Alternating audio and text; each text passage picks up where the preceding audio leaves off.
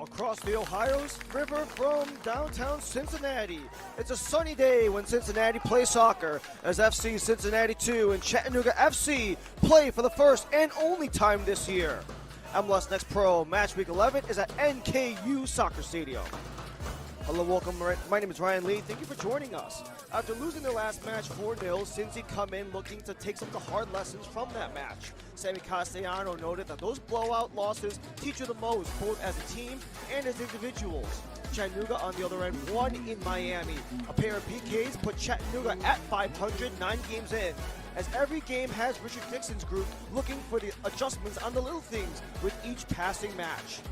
As we take a look at the past, let's take a look at how things are right now with our starting 11s, starting with Sammy Castellanos and FC Cincinnati. You start up top with Vasquez, who has 1 goal and 1 assist in his last appearance versus Toronto. Sullivan goes into the midfield, mostly leading the way in age and experience, considering he's the only one of the 4 starting midfielders above the age of 20. You also have Holmes and Sampson filling in into the fullback roles, both of whom are MLS Next Pro rookies, and they'll have to work with Kiesel and Lachiker if they want to protect the veteran in between the pipes, Brian Dowd.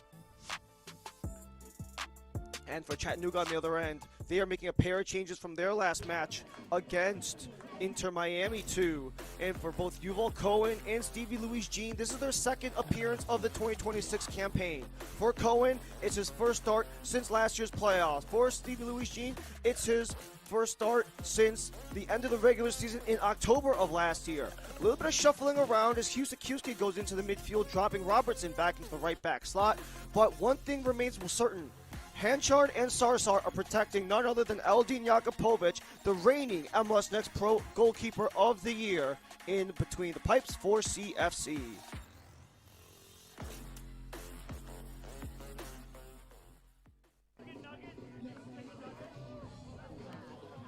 We make our way towards NKU Soccer Stadium on the opposite side of the Ohio River from downtown Cincinnati, where FCC and CFC will play for the first and only time in 2026. These two played 2 times prior last year. However, that was to a couple of results favoring Chattanooga. The first time that these two played, it was actually Chattanooga who got the win, who lead the series 1-0-1. But if you take all things considered, Cincinnati has yet to even score a goal against Chattanooga across those 2 games, especially trying to wash away a shutout performance themselves, losing 4-0 on the road to Huntsville.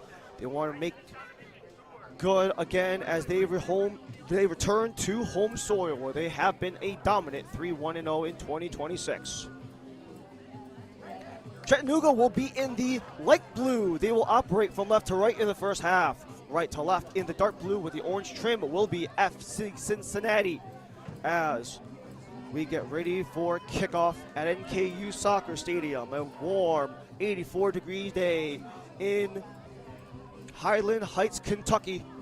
We will be expecting water breaks throughout the entire game. We'll have 1 per half, especially with the rising temps in northern Kentucky on the campus of NKU.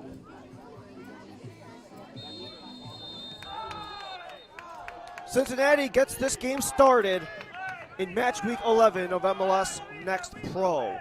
For FC Cincinnati, 3 wins, 6 losses to open things up in the opening 9 games of the season. As for Chattanooga, they are dead at 500, 4-4-1 to open up their opening 9 matches. As Ryan Lee and our entire MLS Next Pro crew welcome you to NKU, where it is FC Cincinnati and Chattanooga FC rounding things out in match week 11. For Cincinnati, a bit of a transitional period, considering they had the introduction of their current head coach, Sammy Castellanos, coming in from all around the pro soccer ranks, both in the NCAA, also prior experience in the academy programs of MLS. and even some stints with the top league as well. As for Richard Dixon, another first-year head coach, brand new to this Chattanooga organization, came in relatively late, all things considered, but has led Chattanooga pretty close to the level that they were at a year ago, where they made their first playoff as an organization in only their second year of existence in Next Pro. The third game ever played between Cincinnati and Chattanooga.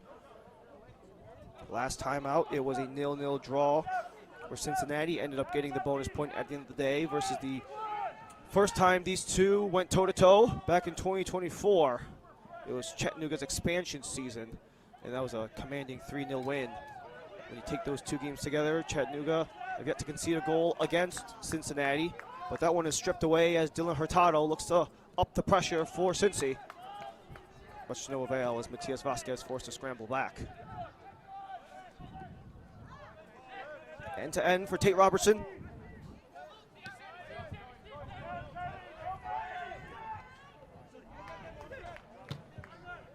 Robertson was looking for Damian Barker-John, but a little bit of a mishandle brings it back towards center.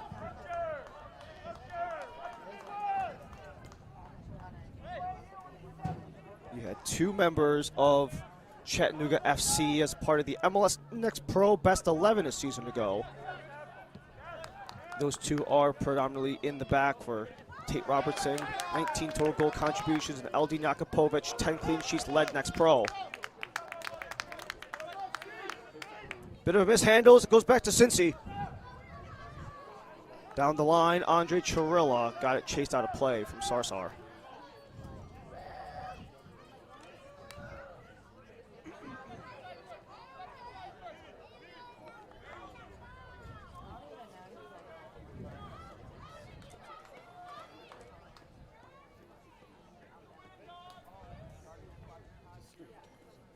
Ball will be played back to Eldin Jakupovic. One of the beauties of being an independent like Chattanooga FC is you really have that continuity in the roster.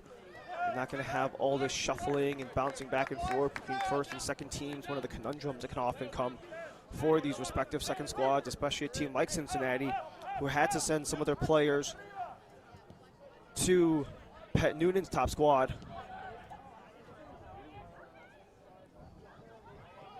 But especially with some of the opportunities these second team guys have been able to have with the first team, it's provided options. Here goes Chattanooga streaking in, wide angle, and scores!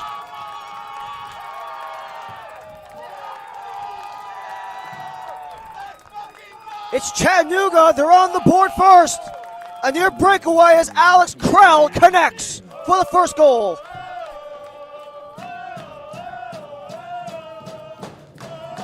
What a run here by Alex Krell, well fed, just beating up Lachiker, and then you have the one-on-one with him and Dow, just slots it in on the short side.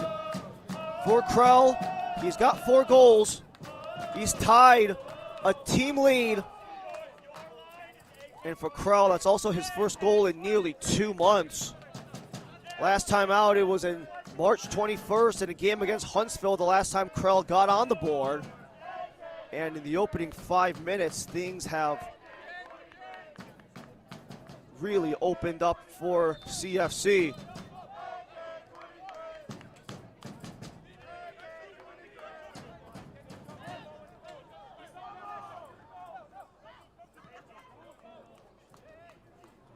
A chance potentially to reverse course, not quite.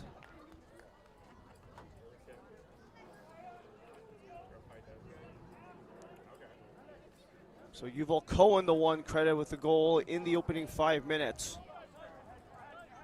You had Krell, you had Cohen, both of them involved in the mix.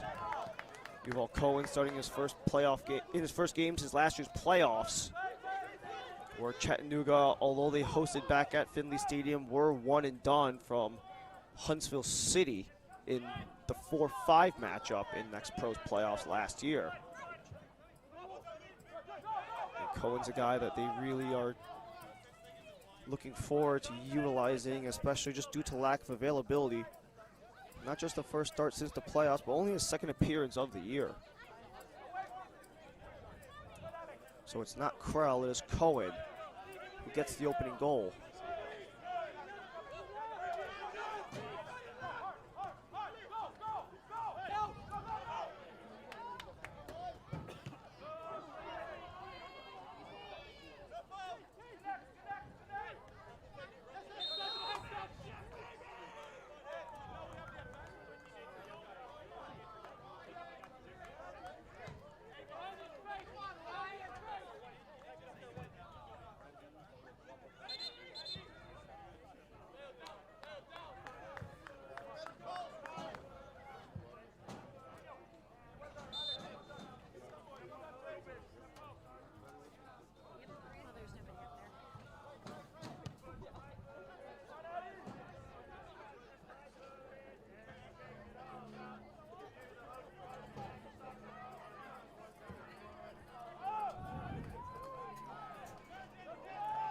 So you had this.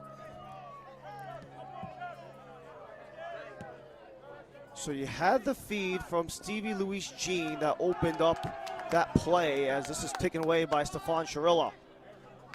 Centers, he has help. Back to Shirilla, wanted to give it a go, had it blocked off his own man. That was Vasquez in the way.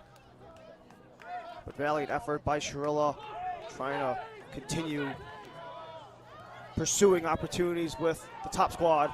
As Chattanooga continue to pursue, Robertson widens in the middle, blocked away. Second try for Barker John. The former Real Monarch couldn't get it back to center as Luis Jean scrambles back. Follow up from deep is over. We do need to apologize for our stat keeping, by the way. They had it as Cohen, reverted it back to Krell. So it was Krell the entire time. So this was the last attempt from deep, and you have to give Chattanooga credit for at least getting those attempts off, considering that they're not a team that get a lot of them. Not necessarily a very volume offense. As this is fed through, Orejarena going to center as it's off the hands of Jakupovic. Orejarena going for Holmes on the wide side. But it's Barker John the other way, up the gut. Loose ball, and that's denied as Mangarov couldn't push it past. You can see the aggression from Chattanooga, trying to force the issue, already up 1-0 off the goal from Alex Krell and looking to double that up.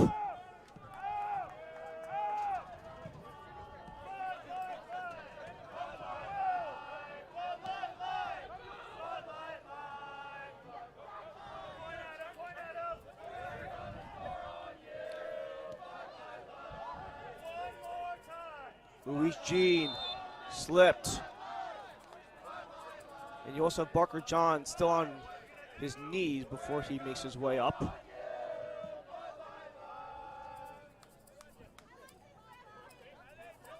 But you already had Brian Dowd being forced to play a couple of times here as Barker John, quick toss, scrambling through. It took a poke out of play as it will go for Chattanooga corner. Brian Dowd's been very busy, just got a denial on Mangarov and had one past him just 5 minutes ago from Alex Krell, the helper from Stevie Luis Jean. 10 minutes in for the first quarter of the match.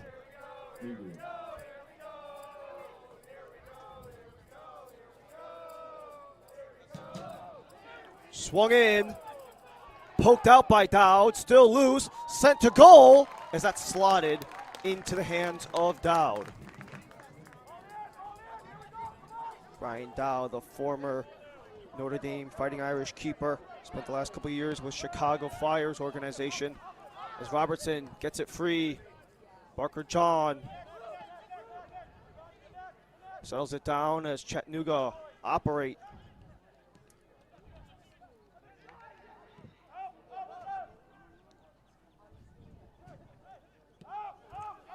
for Richard Dixon, the first-year head coach. Really taking a lot of positives from the last match out against Inter Miami. Really noting how much the team's resilience and ability to fight helped them. Trying to utilize some of that same strategy early on against Cincinnati, looking for the spaces behind the defense, especially in those open areas to find runs and create opportunities. And especially in the way that they were able to really lock things down at the defensive end of things. How they're able to use that defense to transition to offense and just break down Miami's defense as the game continued on to the result of 2 PKs, which would give Chattanooga the 2-1 edge when it all was said and done at Chase Stadium. Robertson has to look out. He's in a battle with Holmes, and play gets blown down.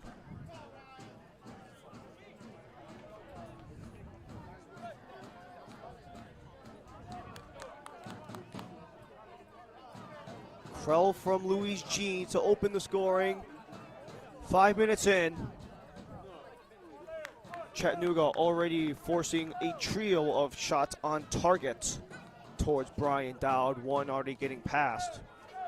Cincinnati only the one attempt, but when you have guys like Sarsar and Robertson, who were all on the roster last year, protecting Eldin Jakupovic pretty much the entire season, it's going to be hard to break down such a continuously running group.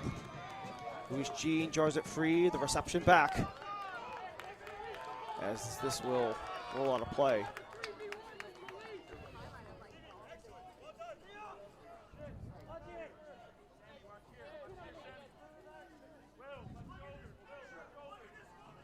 These are two teams who have really struggled to create offense pretty much across the board throughout the entire year. Not just in terms of the chances, but not even really getting many shots attempted. Both in the bottom 10 in shots on target, also bottom 10 in shots on goal, or shots attempted. And when you take those attempts and shots on target, and you don't just make them bottom 10, but bottom 3 like Cincinnati's is, it can most certainly generate trouble just by sheer lack of opportunities.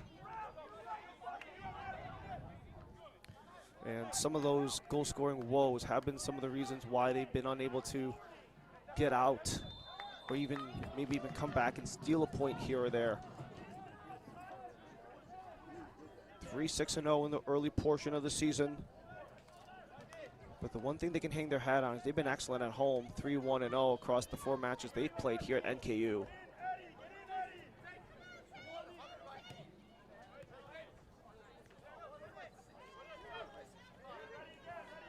This portion of the match is brought to you by First Financial Bank, the official bank of FC Cincinnati.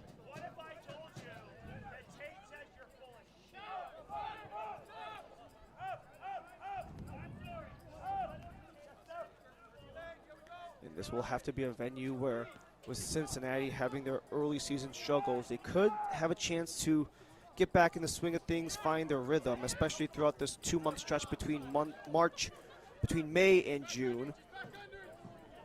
With 9 games within those 2 months, 6 of them being here at NKU. So maybe some familiarity and some home soil could be what Cincy could utilize in order to continue to grow going forward and get into the right direction that Sammy Castellanos and Pat Noonan are looking for.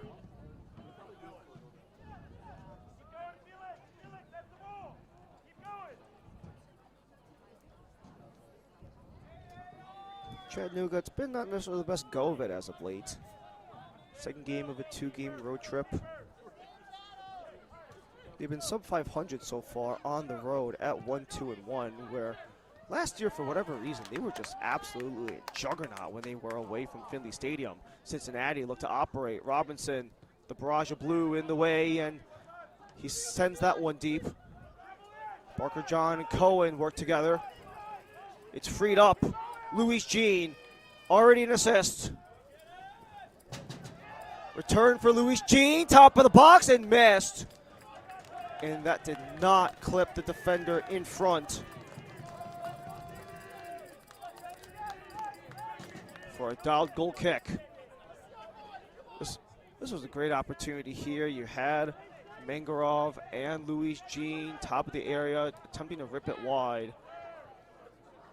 You very clearly had the roadblock by the defender in front with Latchker and Kiesel hustling backward. So at the very least, stopping the opportunity. They did do their part. Now it's time for the offense to cook. Oreharina. Holmes. Edge of the area. Disrupted by Robinson on the cross, so this will draw Cincy's first corner. You might see Tate Robinson's 19 goal contributions from a year ago and think of him as the offensive playmaker that he is, but he does predominantly play wing back at the end of the day. He does have that defense in his arsenal as well. He and the rest of Chattanooga will have to use it against the first Cincinnati corner. Return, Oreharina, top of the box. Chipped it, headed away. Remains with Cincy. Hurtado. Bicycle attempt. Nice creativity by Holmes, but it is well wide. Some of the gumption by the ex-UConn Husky, Charlie Holmes. Second team All-Big East a year ago.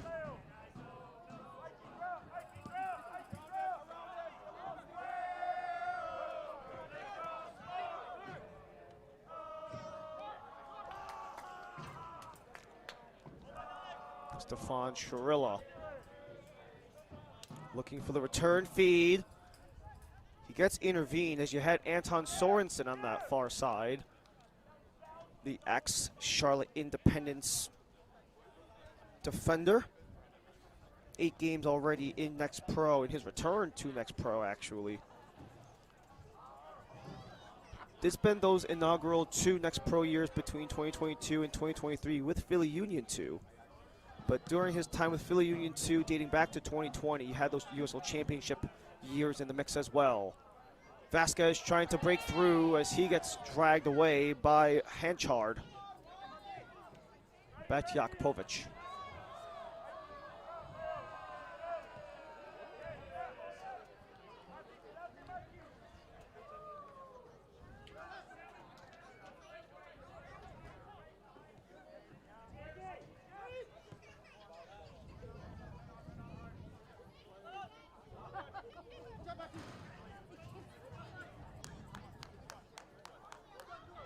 Minutes in, 1-0, 5th minute. Alex Krell with the opening goal. Now tying a team lead with 4 goals is Krell, who spent the last 4 years across the Atlantic in Spain, playing in their lower divisions and some of their youth programs. The heavy pressure from Vasquez, maybe trying to force a miscue.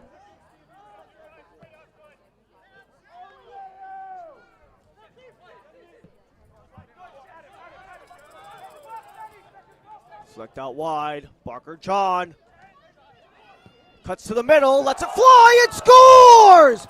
Oh, what a beauty! Barker John!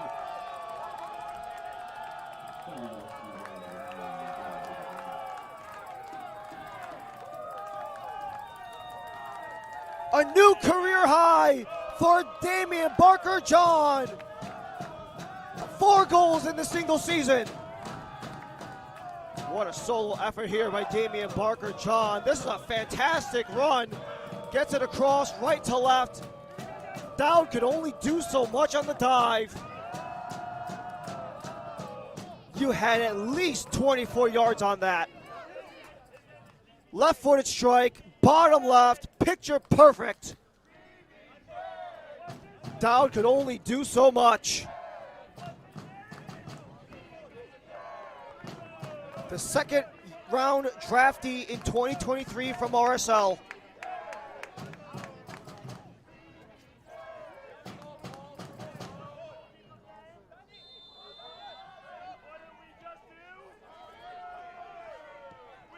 21st minute goal for Chattanooga to double up. A Chattanooga team who, you look at the numbers, it's probably not as impressive as you think on the offensive side of things. You had 15 goals on 9 games going into the day, but 2 in the opening 20, most certainly a way to build some confidence and maybe find some of the offensive spark that allowed Chattanooga to have some of their overall success last year. Barker John again, but this one tipped wide.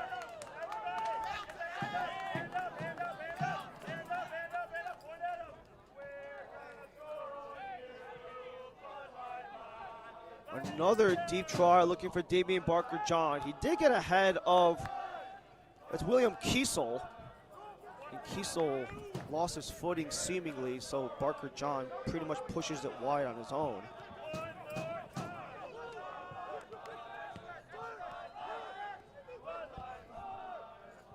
Husakiewski, wide at Cohen. Allows Ademar Charvez to take it back for Cincy.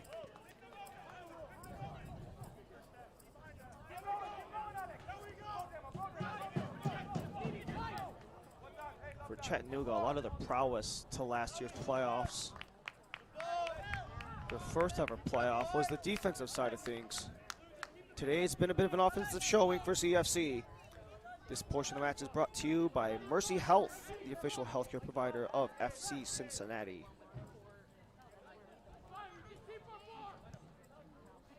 This also actually sparks a much greater, much more interesting conversation about teams like Chattanooga and teams like Cincinnati. The ability to draft and find players in different spots. Settle down. Looking for Krell. Barker John, one touch. Oh, just missed. That looked like it was going for 2.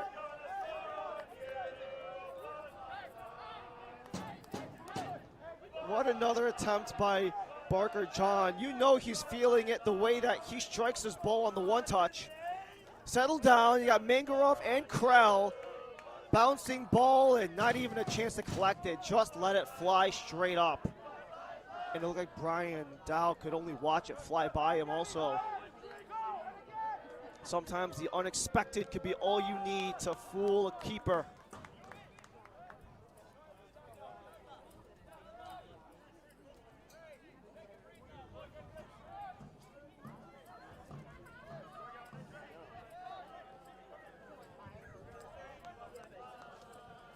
FC Cincinnati, very much a team that are still growing into their game as the season goes along.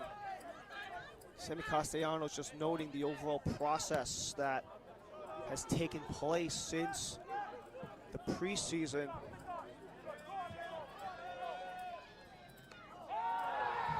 Barker John took a clip. Kiesel touches it. And that might have been inside of the area. That is a yellow card.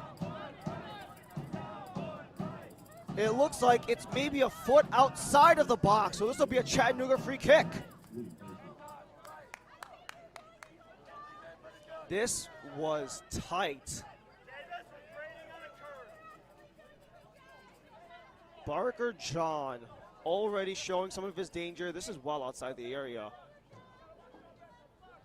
So one thing is clear, that most certainly is a free kick. But you can just see how much Damian Barker John has been feeling it. He is well beyond his most productive MLS Next Pro season already with 4 goals in 9 games. He only had 3 other goals prior to the season. And not just that, forcing the yellow card on Will Kiesel, putting his team in great position with the free kick attempt. 26 minutes in. It will be Tate Robertson. Across, swept away.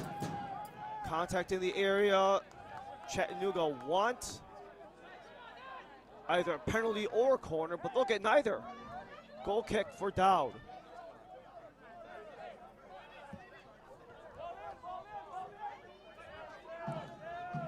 This is a team that knew going into the year they were going to have to suffer a little bit because of the learning opportunities that it is from Next Pro.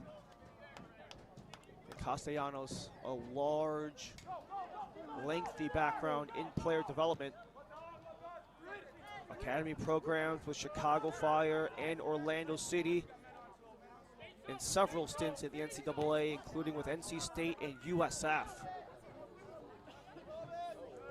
Even several years with Red Bull New York's top team before taking the job with Cincy 2 this year. And because of all that NCAA experience, really preached the value of educating these players, not just on being better players, but better people as well, and how if you can be a better person, the overall lessons, the resilience, the preparation, the time commitment to your craft, it can help you evolve into a better player as time goes on. And these early lumps are just a big step in that process.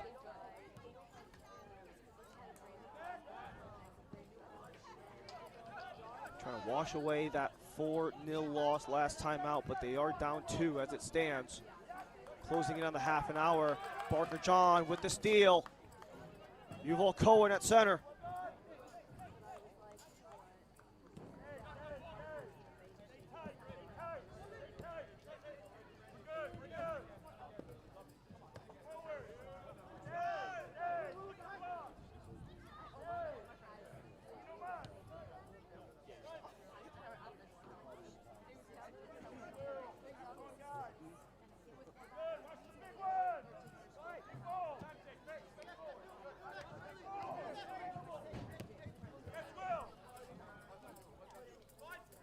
Barker John got a touch to force the throw. And keep in mind, it is it's a very sunny, very clear, and also very warm day here at NKU. It's 84 degrees at the time of kickoff. It hasn't really changed since. So we will be expecting a hydration break, 1 per half.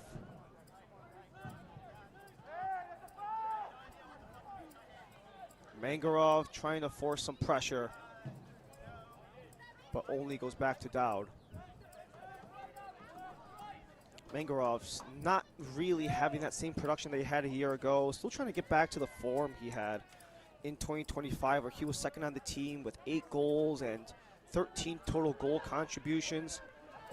Just got his first assist of the year last time out against Inter Miami.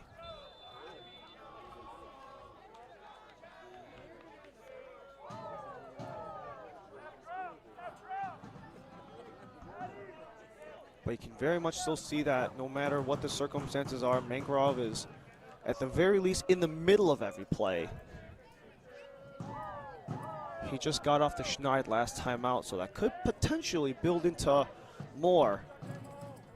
Even though it's a sunny day, the fact of the matter doesn't change that sometimes when it rains, it can pour.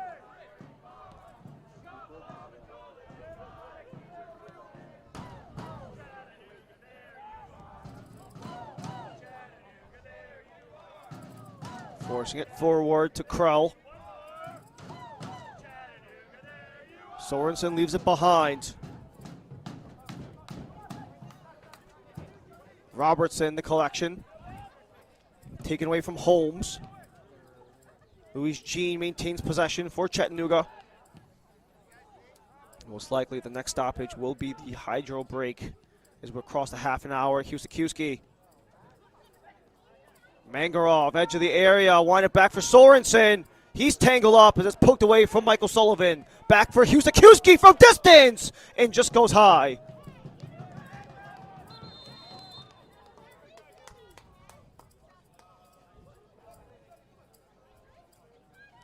And the Dowd goal kick will signify the hydration break, but what an effort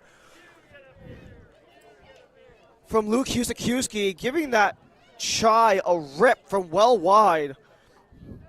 Only 2 goals a season ago, but granted, he didn't come to Chattanooga until August. 4 appearances so far this year, still looking for the first goal contribution for Husakiewski. And this is where we have our hydration break in the first half.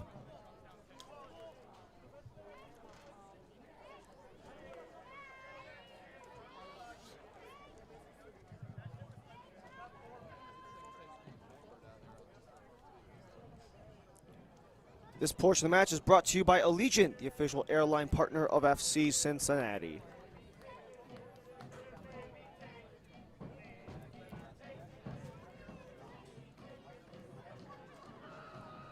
It's 2-0 just past the half an hour on a steamy 83-degree day here at NKU Soccer Stadium. FC Cincinnati 2, match week 11 of MLS Next Pro. They sit at 3 wins and 6 losses early on. For Chattanooga, they are right at 500, 4-4-1. If they get the regulation win today, they can jump above 500, a spot where they sit really well early on in a 2-0 game where there are opportunities flying, especially on the offensive side of things. And some of your suspects that you may not have really heard of because they're brand new to the roster, but making their immediate presences felt. Coming in from Spain, Alex Krell with the opening goal in the first 5 minutes of the game. And then the 21st minute, it was an absolute screamer from Damian Barker-John, who comes into the offseason from the RSL organization with Real Monarchs. And the next pro team over there even had a quick spell with Huntsville on loan last year. Was Barker-John the ex-second rounder?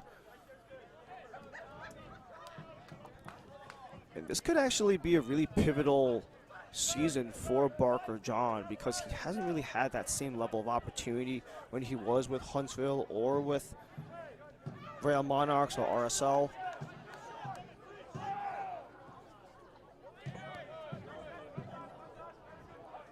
It's one of those sub-notes with a guy like Barker-John. It's just more opportunities to produce, but maybe a chance to get back to the national side of Grenada, where he has had call-ups with them before, but hasn't had the call-up since about a year ago. So perhaps a really strong offensive outing in Next Pro could, at the very least, give him a call-up sometime down the line. Still a very young prospect, only 21. All part of the development and the intent of MLS Next Pro as Cincinnati climb out of their own end. Ore Harena.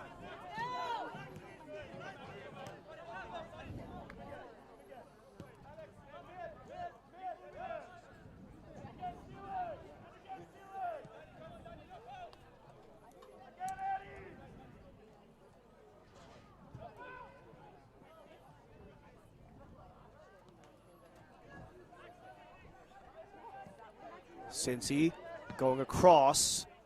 Chirilla couldn't receive it. Neither could Vasquez. Bouncing ball slows down towards Lachaker. Miscommunication with Chirilla and with Charlie Holmes.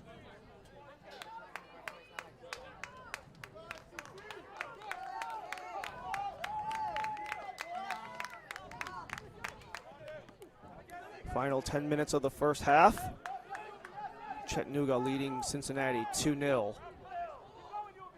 As Riley and our entire MLS Next Pro crew, thank you for joining us here at NKU Soccer Stadium. Barker-John and Krell with the 2 goals. Husakiewski and Luis Jean with the assists. Husakiewski just finally getting off the schneid himself.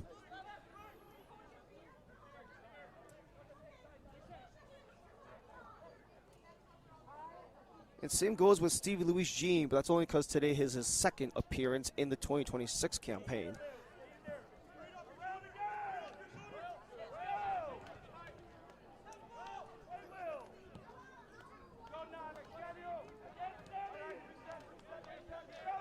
Will Kiesel, Sammy Lachaker, and Brian Dowd playing catch, looking for the lane. Too short for Holmes. Back from Husakiewski.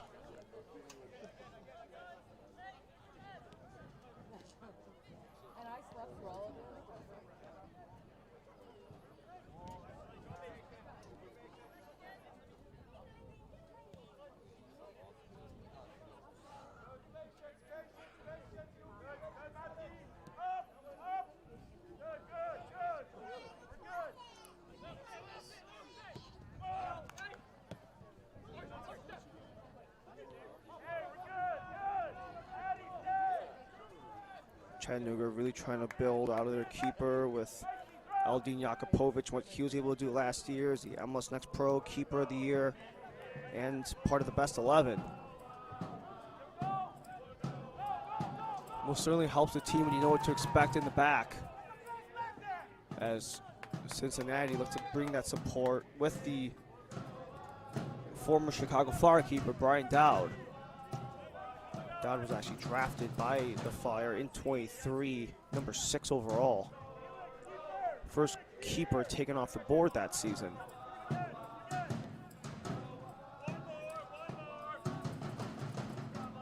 After a very enticing 2023 campaign was Dowd. He was a member of the All-American squad in the NCAA and also made the final with the Notre Dame Fighting Irish. However, they were unable to lift the trophy when it was all said and done. A place that here at NKU they do have familiarity with, flaunting that national champions banner above the scoreboard. Pressure created, Chirilla in the middle, lobbed in the air and out of play. It will draw a corner for Cincy, however. The best chance of the game came out in the corner.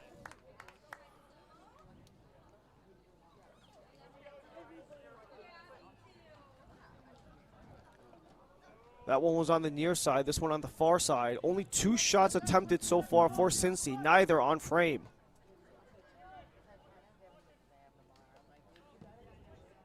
Curled in, punched up by Jakupovic. Rebound, Orejarena lost control. Full steam ahead for Yuval Cohen. Slants it across. Luis Jean hustles back. Luis Jean staying patient on an assist today. Couldn't lead the way as Cohen got blocked off. Sarsar with Robertson. His cross gets blocked. Going back again. He and Chirilla entangled and whistle down. Ryan Farrell leading the way for the officials. Race Williams, Adam Sala, and Kevin Kernan, the crew in yellow today. Haven't really had a lot to go off of, just a single yellow card early to Kiesel that forced one of the dangerous free kick opportunities for CFC. It was to no avail, however. Cincy group still trying to come together as a unit.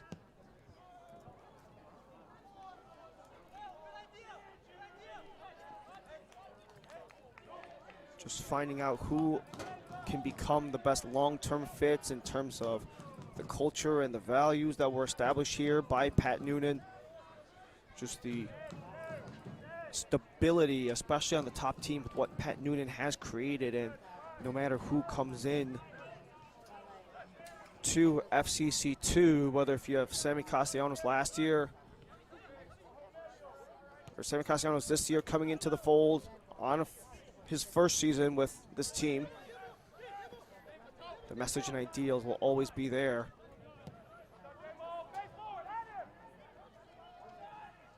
Chattanooga back on. Daniel Mangarov. Sorensen. He had Hurtado all over as Vasquez coughs it up on a double team.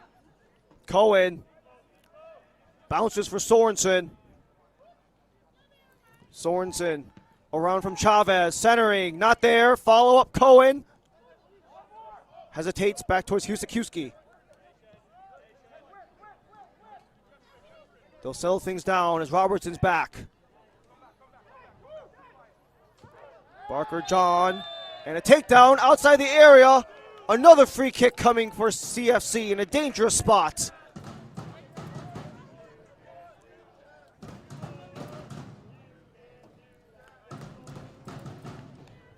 Just the overall threat of Damian Barker John. He comes in along with Krell. They were both going for the ball. And it just seemed like the touch might have been Krell without the ball, so this will force a free kick from Chattanooga.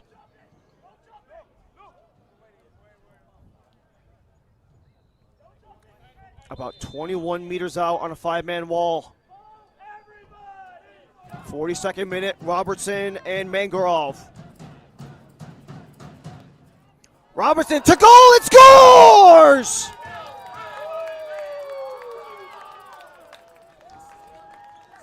Tate Robertson, formerly dubbed as the set-piece maestro, makes it go through for a third.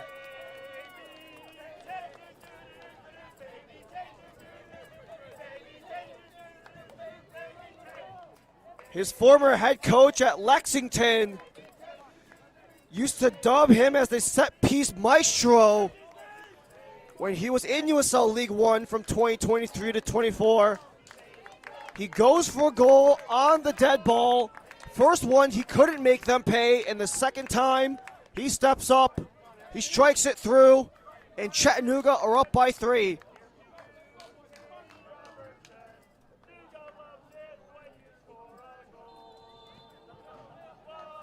"21 minutes after the 21st minute goal from Barker John, Tate Robertson puts CFC up by 3. And road form has been something that Chattanooga have really struggled with this year, as is a try from deep and just missed. Matias Vasquez, a nice attempt, looking for goal number 2 on the year. He did score and got an assist in his last appearance against Toronto in the beginning of the month. So it's been 2 weeks for him gaining back in the fold, is the 19-year-old from Honduras, Matias Vasquez. Wanted to at least inject some sort of juice to Cincinnati 2. Cohen, bobbled, Mangarov. Sorensen had been intervened as it's turned around. Vasquez double teamed for a whistle at center, which will also draw a yellow card. Husikiewski with the touch. That forces the issue of our head official, Ryan Farrell.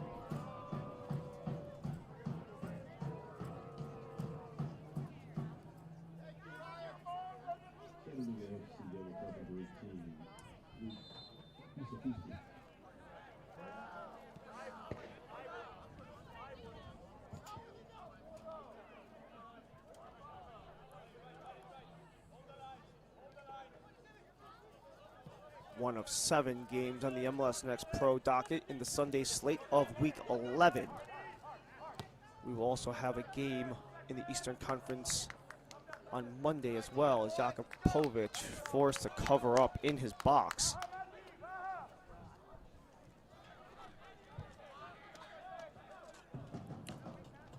Well, when you have a lot of goals and a lot of action, what typically will follow is a lot of stoppage time, and that is what we are expecting.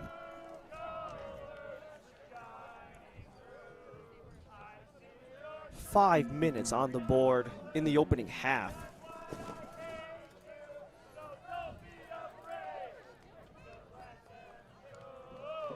That's what happens when you get a couple of yellow cards, including this one to Ademar Chavez.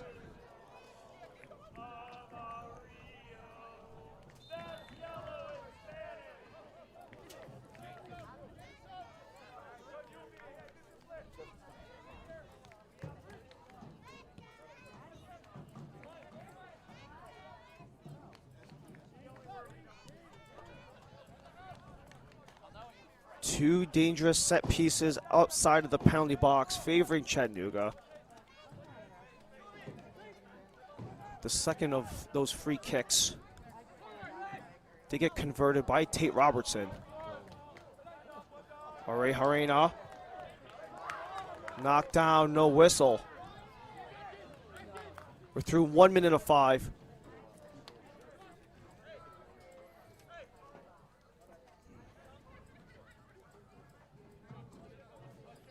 Coach Dixon just trying to focus on staying tight, especially on defense, both in possession and in transition. And the big key for the Cincinnati game that he wanted to see more of, especially because it didn't happen against Miami, is executing in front of the goal area.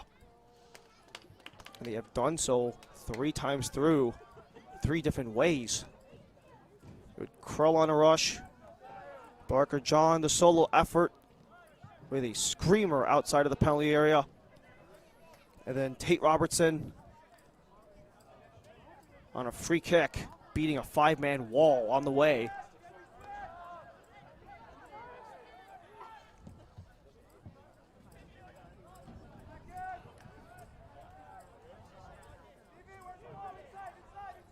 It was already a much different story in the goal-scoring aspect of things compared to how they got the 2 goals to come back and claim the win against Inter Miami 2.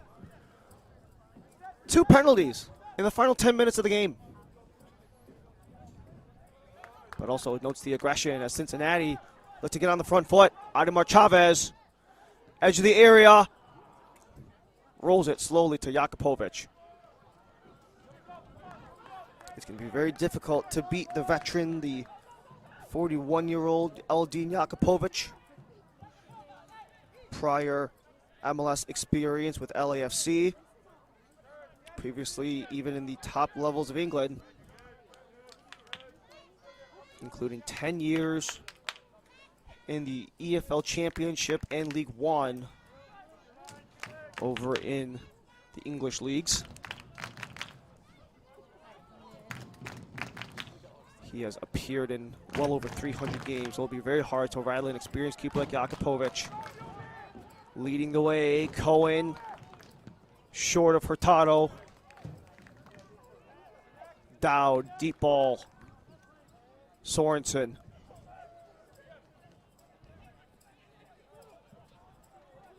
Mangarov's out wide. Wanted Barker John or Krell. Husikiewski wins it back. Chattanooga will go again. Mangarov can't cover. Robertson loosens up. Barker John poked away nicely. Holmes had to go there if he wanted to prevent Barker John from getting another.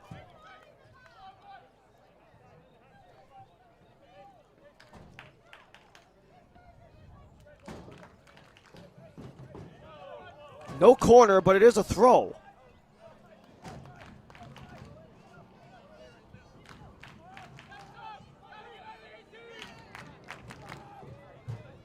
We're in the 5th minute of 5.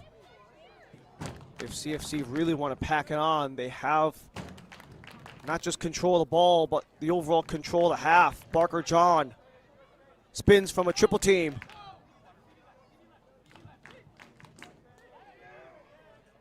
Robertson, nifty. Barker John, almost there. Sends it to the stands.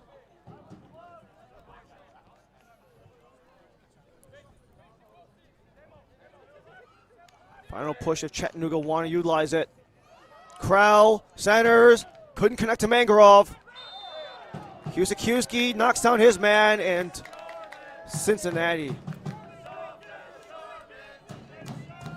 will get it back. And will exhale after that deep and lengthy stretch from CFC. Cincinnati still down by 3 when it's all said and done through the opening half. A brilliant offensive effort from Chattanooga to get up by 3 in the first place.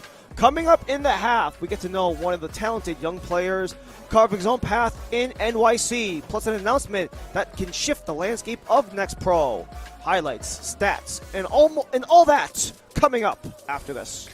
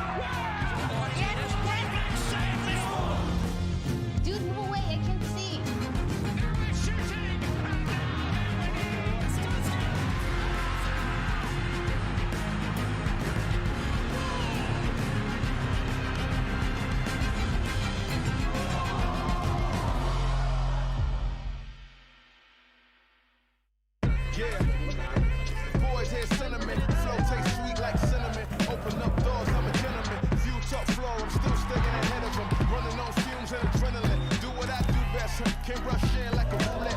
You can't name a better duet. Don't ask questions, trying to figure out what sound. Don't worry about what next, just wanna know what's next. Man, I say it so loud. Don't worry about what next, just know we got now. Oh yes, man, I say it oh so proud. Don't worry about what next, just know we got now.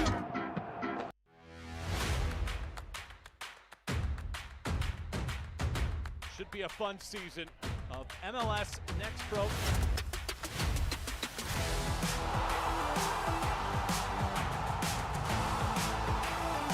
Oh my! Pedrinho wins it!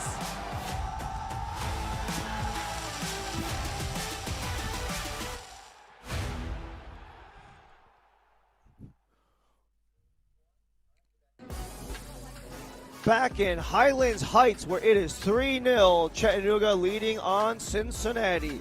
Plenty of success stories have come from MLS, especially in the New York area, as another young player makes his way through the program at NYCFC, as we get a chance to learn more about Arnau Farnos. I think for sure was my mom. She was the first one to know it because she was working, and I sent her a message and I was like, please don't call because we have a meeting right now. But like I have to tell you, like they just told me like they want me to sign first team deal. So she was like, oh my God. Yeah, it was definitely my mom. Hi, I'm Arnau Farnos, and I'm a midfielder / winger, and I play for New York City FC. When I signed here with the second team, my goal was always to be part of the first team, and since the moment I got drafted, that was my goal, that was my dream. And nothing is easy, you know, so that's why you have to work for it. Every call-up is an opportunity, and I'm thankful for the coaches to give me those opportunities. But like, it's not about the games, it's about every day, how you practice, how you prepare yourself, physically and mentally, and when the opportunity comes, that you have to be ready and know that if you have the opportunity, you have to prove yourself. They push you a lot, which is a really good sign, but they also have a really good connection with the team, special connection with the players also, and they are open, which is also important for a player because it gets you confident when you play and when you train. And he was always super close, coach and all the staff, and give me a lot of confidence to me. And that's why I feel like I'm super happy for being part of this team, for the confidence from the staff and also from the players. One of the things, for example, Nico always says when he's here is like, and I've took it from all the players as well, but like, you are doing what you like and what's your passion. So coming here to practice, you are privileged, you know, having this job, because you are doing something that you really like and you really can, you grow with it. And coming here every day, yeah, there is people working for you, for the treatment, they are cooking for you, and how many people would love to have and to be in the position that you are right now. So I would say just enjoy the moment, push yourself in the moment that you have to push yourself, and yeah, enjoy. Super excited at the moment when I saw the ball going in. I kind of didn't believe it at the beginning, but after it was like a happiness feeling, you know, especially after with all my teammates, like they congrat me at the end of the game, and everybody came to support me and saying congratulations, and it was a really happy moment and special moment in my career. I think I had a lot of good coaches in my career. I would say probably when I was at Celta, I would say Claudio. But I would say my best moment playing soccer was the decision to make here and go to college. The 4 years at Oregon State with all the coaches I had and all the staff I had, they really helped me develop myself physically and mentally. And I think it was the step that I needed in order to be a professional soccer player. So I'm super grateful for the opportunity that the Oregon State gave me. Keep supporting us, keeping showing ourselves, keep coming to our games, because probably right now we are not having the best, we are not in the best moment of the season, but we're for sure gonna come back, and we're for sure gonna give some happy news soon to the fans. Boys hear sentiment, flow tastes sweet like cinnamon. Open up doors, I'm a gentleman. View top floor, I'm still staying ahead of them. Running on fumes and adrenaline. Do what I do best, can't rush in like a roulette. You can't name a better duet. Don't ask questions, trying to figure out what sound. Don't worry about what next, just wanna know what's next. Man, I say it so loud. Don't worry about what next, just know we got now. Oh yes, man, I say it oh so proud. Don't worry about what next, just know we got now.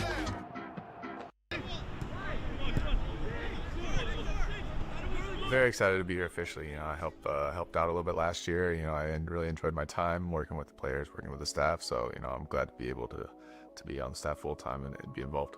Towards the end of my career, I started thinking about what I wanted to do. Post playing, and coaching was something that for a while I didn't know if I wanted to do it. When my kids started to get a little bit older and I started doing it with them, I started enjoying it, and I thought I had a lot of knowledge that I could pass down to young players. That was kind of an easy decision after thinking about it. There's lots of different things that I can teach them from my career, but also, the mentality, the intensity, the winning mentality is what I want to bring to the young guys, because they're going to need that. I played at a high-level college, and I was still a little bit overwhelmed when I first got here, and it's the adaptation. If you don't do it quick at that time, then you were kind of out of the system. But now I think, especially with the academy and bringing those guys up, and then moving into a environment like MLS Next Pro with North Texas, then I think it's a big jump in the quality of everything that is involved with this, and I think it's huge for developing players. I think there used to be a lot of guys who kind of got pushed out of the system if it wasn't working right away, but now those guys maybe get a second chance and can develop into good players. Yeah, it feels good. I mean, it feels like home. Like you said, I've been here for a long time. I know a lot of people here.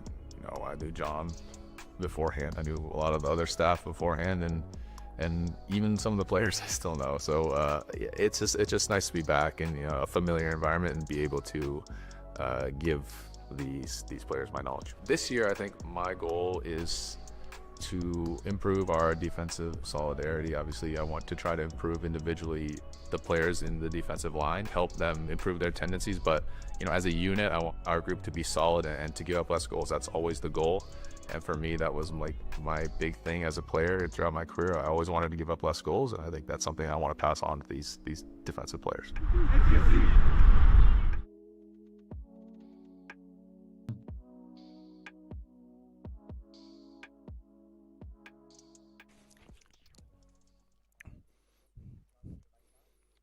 MLS agreed to a deal to seek global investment firm KKR, making a strategic investment and partner with Next Pro. KKR will inject capital into MLS Next Pro with an eye on growing the league and its footprints around the continent.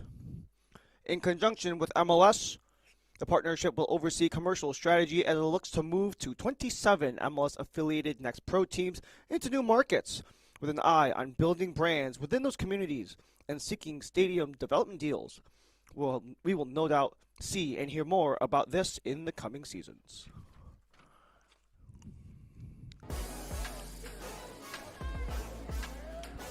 Back in Highland Heights, Kentucky, where it is 3-0 Chattanooga over Cincinnati.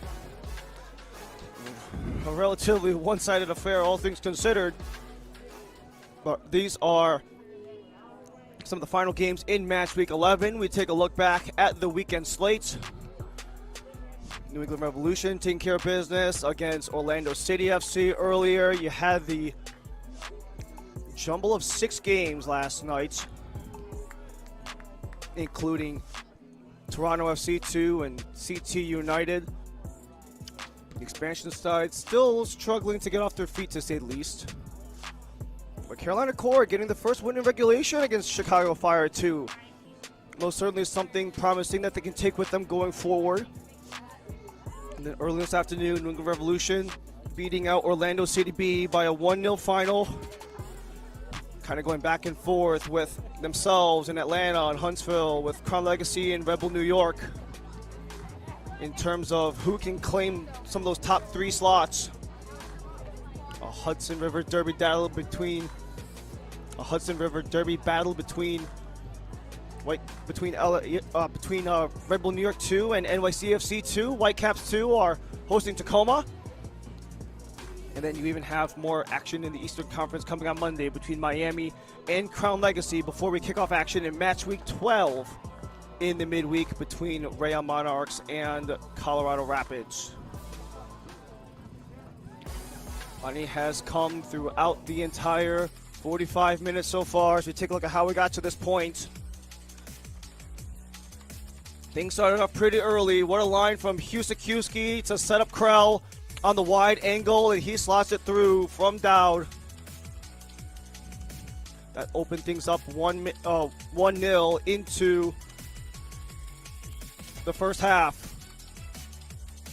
Then you have the cut across by Barker John, all alone, sliding across right to left with an absolute howitzer of a shot. And this was the second free kick that Chattanooga would be awarded just outside the penalty area. The first one, a little more of a crosser, was onside, but when you bring it more inward, that's a spot where Tate Robertson can strike. And good news for Chattanooga, already with pretty much 2 goal of the week potential nominees and what they've been able to muster up in a 3-0 lead against Cincinnati, who are yet to get on the board. We'll take things out.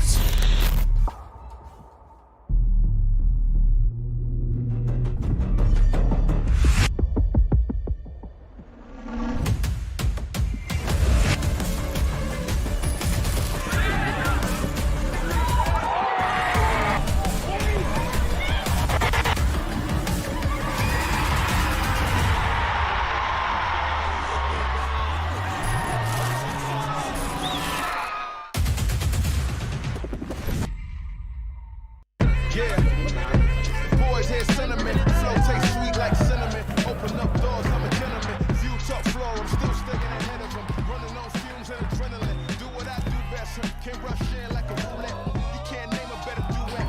Don't ask questions, trying to figure out what sound. Don't worry about what next, just wanna know what's next. Man, I say it so loud. Don't worry about what next, just know we got now. Oh yes, man, I say it oh so proud. Don't worry about what next, just know we got now.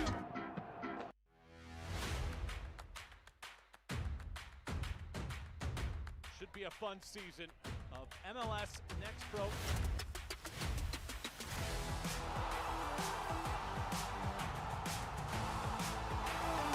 Oh my! Pedrinho wins it!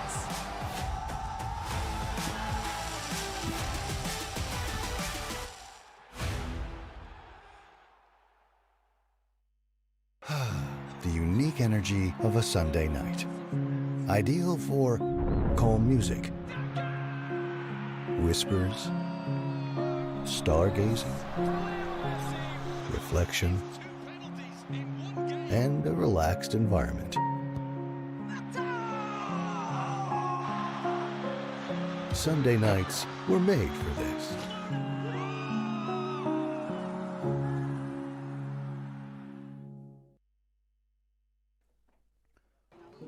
Back at NKU Soccer Stadium in Highland Heights, Kentucky, Cincinnati FC have a 3-0 lead on FC Cincinnati 2, who look to at the very least get some of their footing again after falling behind 3-0 after the first half. The light blue and white shorts will be Chattanooga FC going right to left, left to right. In the dark blue and orange trim will be FCC2, as we're back in business for half number 2 between Chattanooga and Cincinnati. Ryan Lee and the rest of our MLS Next Pro crew, we thank you for joining us here at the center of NKU Soccer Stadium, where Cincinnati starting off the year 9 games in, 3-6-0, while for Chattanooga dead at 500, 4-4-1, looking to just barely break above that if they can get the regulation win today.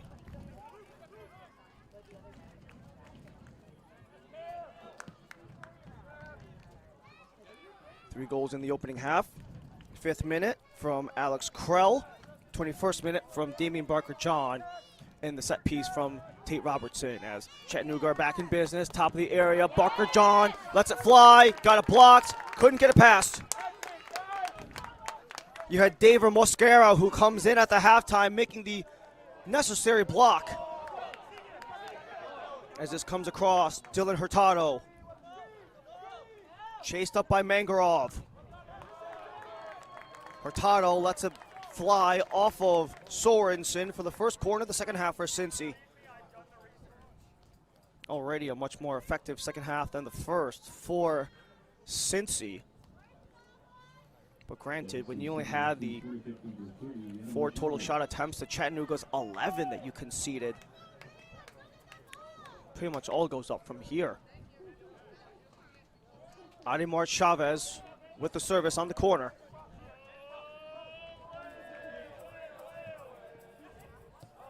Low, another try, clipped wide.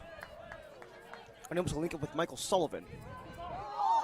Back around and caught by Jakupovic before he met Matias Vasquez.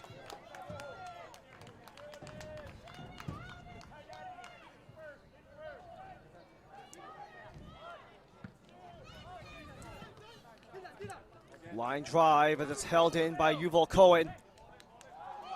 Oh, what a touch by Mangarov. Cohen across, too far in front. Looking for Krell.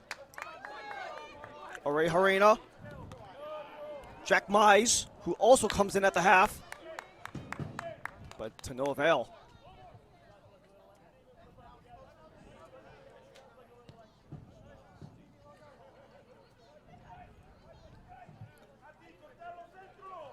Richard Dixon.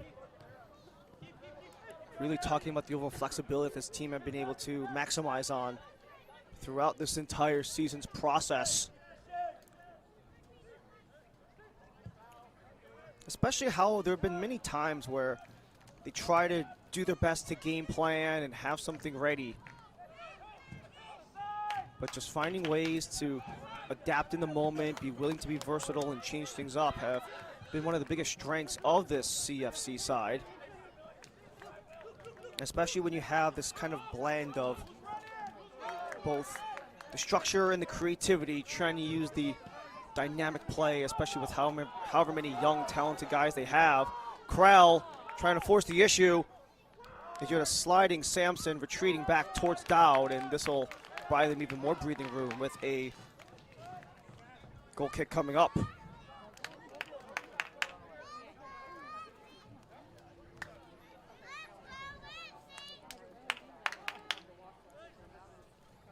So it looks like Cincinnati in the halftime break did take a couple of subs. We will get those to you as they do come. It is still a relatively roasty 81-degree day here in Highland Heights. We will be expecting a hydration break in the second half.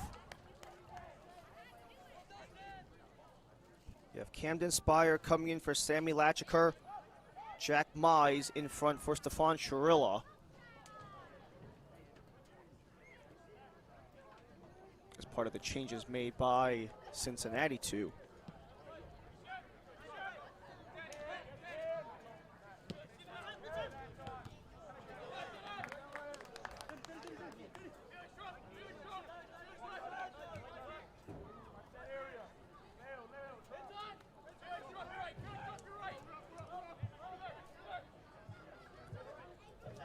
Chattanooga pressuring once again.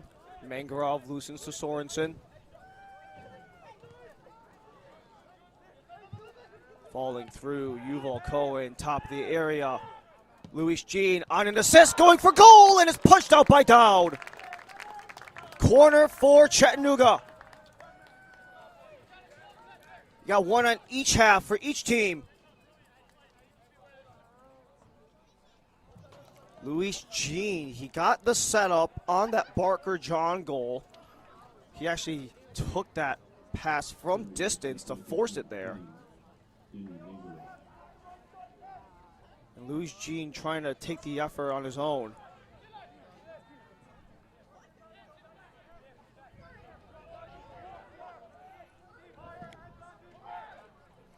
Swung in, headed, out of play. You had Krell, who was looking to utilize his frame. He did have a brace in match week 2 against Connecticut United back on March 8th. He is on a goal today, and he was looking to maybe get another brace on the year. Dowd forced to scramble back as good Barker John providing pressure. Cohen and company give it right back.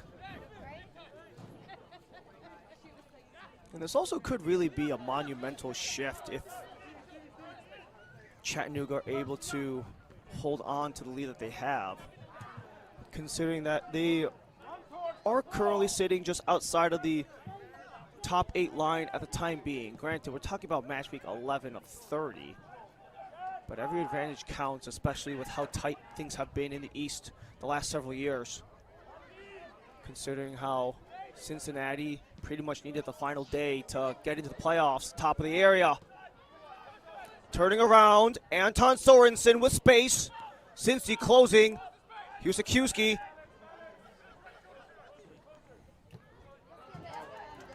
Sorensen blockaded by Blue. Back it comes for Hanchard.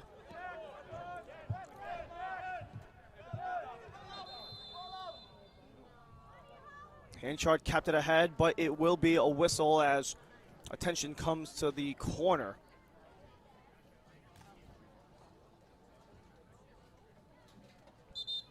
That is Anton Sorensen who was down. He and Ademar Chavez were tangled up for quite some time.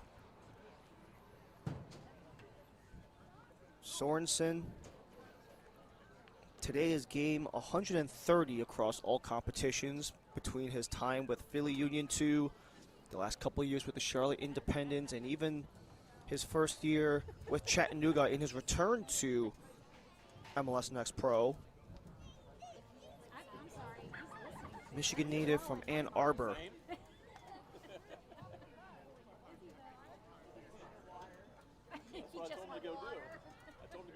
He really grew up within that Philadelphia organization before taking his experience pro in USL.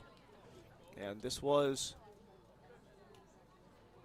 the contact earlier. It doesn't really look like much, all things considered. Trying to split 2 defenders. You didn't get a crazy amount of contact, but you also never know. Coach Dixon already relatively short-handed. He noted that their injury list is probably better than the average, but they still are down their leading goal scorer, Alex McGrath, who is coming soon but not back yet. McGrath had 4 goals in the regular season, which led Chattanooga going into today before he got tied with Damian Barker John. And Tate Robertson, for that matter.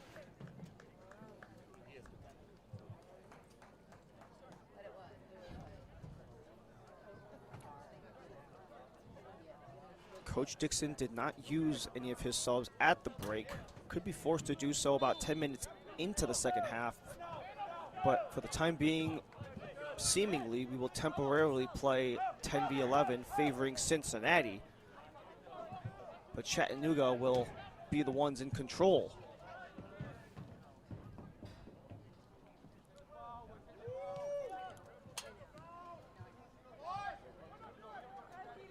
Loosens up for Cincinnati.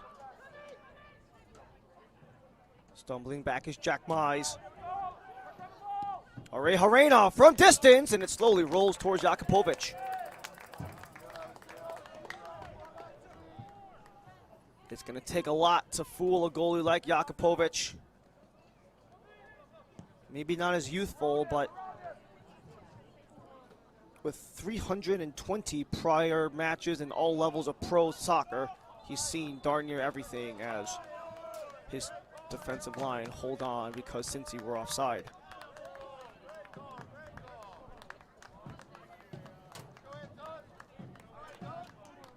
This portion of the match is brought to you by Ball & Gainer, the official wealth management partner of FC Cincinnati.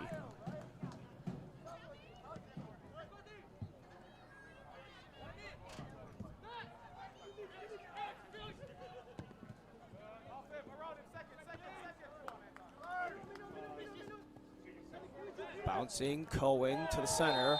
Mangarov gets dropped. It is Hurtado who took contact. No card gets pulled out of the pocket of Ryan Farrell, our head official. We will have a stoppage as Chattanooga restart things quickly. Brace Williams, Adam Sala, and Kevin Kernan, the rest of the crew in yellow today, with Ryan Farrell leading the way. Relatively chippy, about 3 yellow cards to end the half from Ryan Farrell.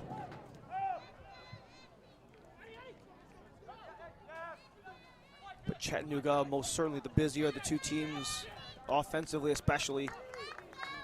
13 shot attempts to Cincinnati's 5, 6 shot attempts to Cincy's 2. So basically tripled up the offensive production so far. But Jack Mize couldn't beat out Sarsar in the foot race.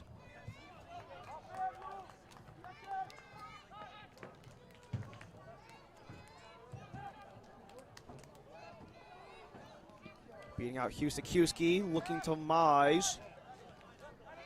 It's taken back. As Chattanooga playing keep away. Poked up, Cam Spire looking to Vasquez.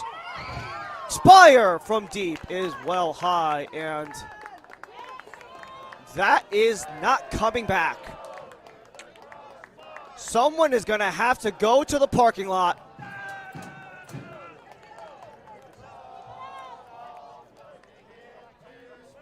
How long is that walk going to be? Good to see one of the ball kids already running towards it. That's a lengthy walk if I've ever seen one from a misplayed ball. But a valiant effort from the 17-year-old Spire. 6 of 7 total Next Pro appearances this year. Only went into 1 game a season ago. And this is a lot of what Sammy Castellanos really wanted to see from his team. Just talking about how they're in a really rough stretch, especially with how many games are congested within the area. They have 3 games in an 8-day stretch. But if they can come out at the better of that stretch, they most certainly can.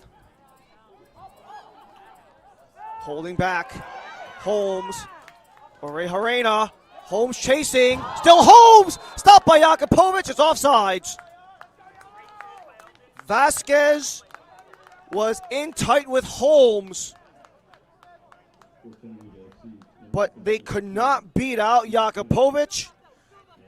And now we have a couple of changes being made by Richard Dixon.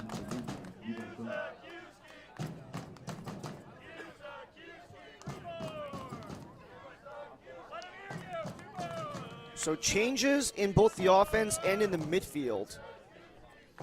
Keegan Anselin comes into the match, as does Yves Chalop. As Cohen and Husakiewski will be the ones to exit. Keep in mind, Husakiewski is also on a yellow card, so probably best to get that one off the field.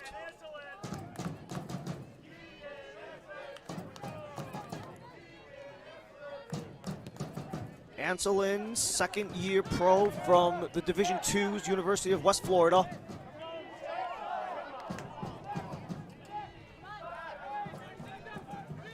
And then for Yves Chalop, 1st year in MLS Next Pro, in Chattanooga, 2nd year Next Pro, last year with Crown Legacy.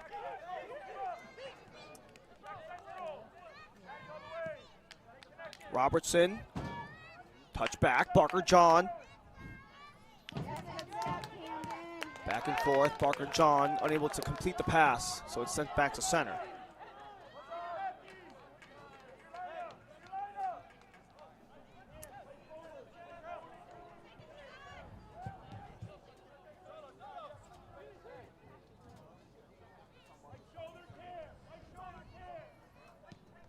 It could be another week where some tough lessons will be taught by Sammy Castellanos and his unit. Already coming off of a 4-0 outing against Huntsville.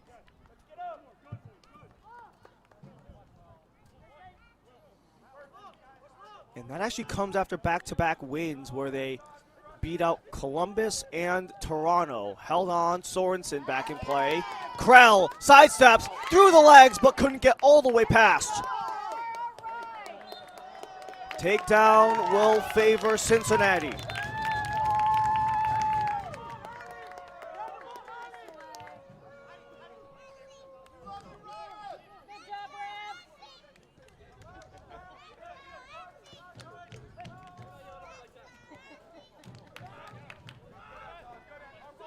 At this point, Cincinnati have played exactly 2 games worth of minutes without scoring a goal.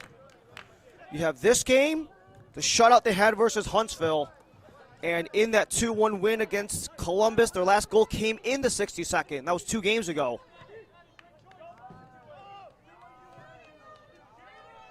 And the man who scored is Stefan Chirilla, got subbed off at halftime.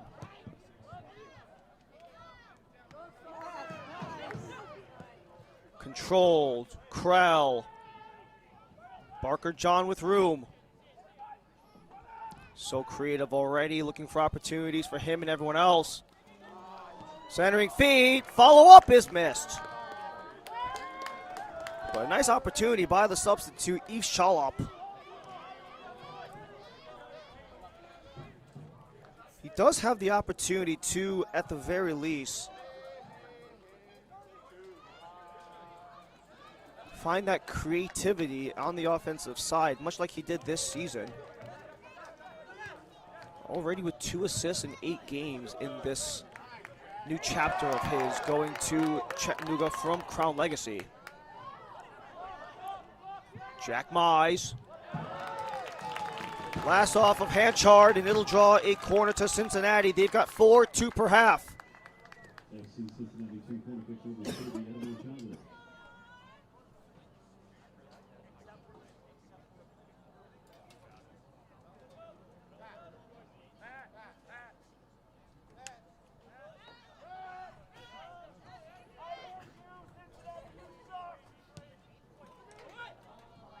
Back post, headed in the mix, still loose. Save back and Povich off the post and eventually poked in.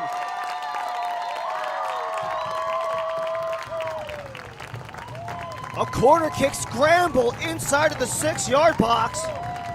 No one was able to find it, but eventually gets cleaned up by Felix Sampson. And Cincinnati get one back for Sampson's first goal in Next Pro.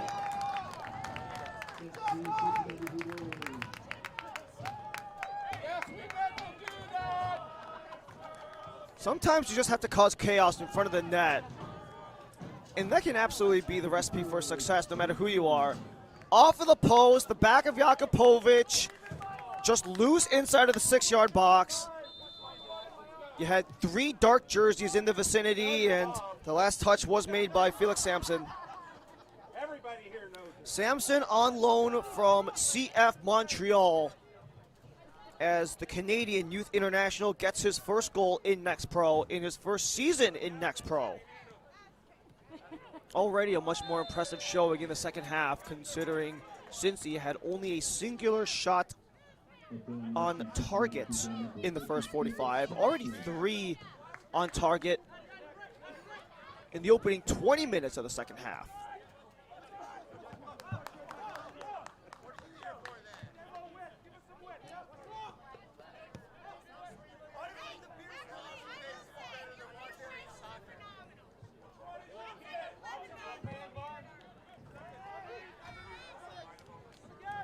Have Chattanooga possibly let up? Or do they still have that killer instinct to just put this game even further out of reach? Takedown in the corner, Chavez. The takedown the other way, and that time it's Anselin. And we have conversations coming. Separations of bodies. Luis Jean and Chavez had it started before the crowd came together.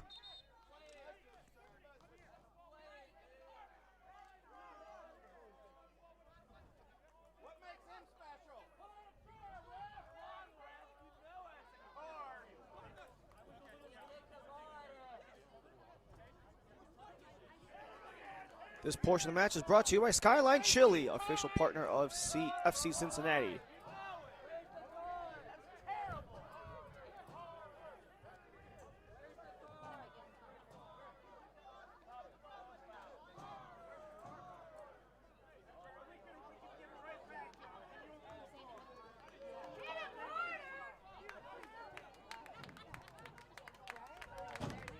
Let's go. Let's let the poor sportsman be.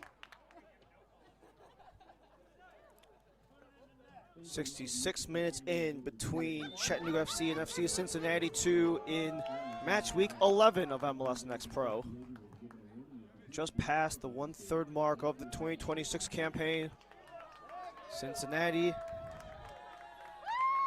just continuously looking to build after another consecutive playoff appearance. However, they just barely made it into the picture last year as the number 7 seed, and they actually needed some help on decision day from Chattanooga. Chattanooga and Atlanta were playing up against each other. They were jarring for the final seed. Toronto, who played yesterday, they were in that mix too. However, those final 2 slots ended up being occupied by Cincinnati and Carolina Core to round out the playoff field. And in eliminating Atlanta, Chattanooga also claimed home field. So some indirect intertwining of these two teams. Especially because Cincinnati had a really shaky start to the year with 4 consecutive losses in regulation. But since then have righted the ship. 3 wins, 2 draws so far, and even if 3-3 wouldn't be too bad either. At least with the way things could be going for the rest of the night. And that'd be a great rebound if you're Cincy. But it looks like we'll have more changes coming up.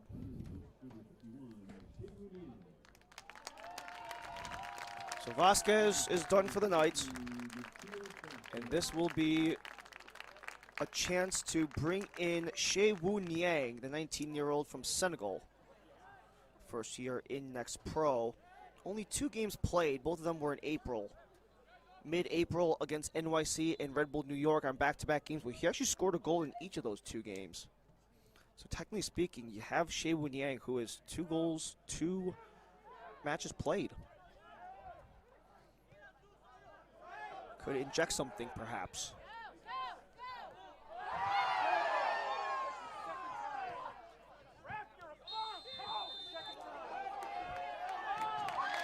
You have Hurtado and Chavez, and eventually, sooner or later, it was going to be the yellow card against Cincinnati.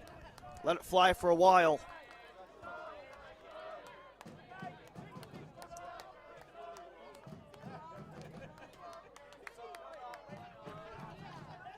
Looks like Alex Krell will be the one getting the booking.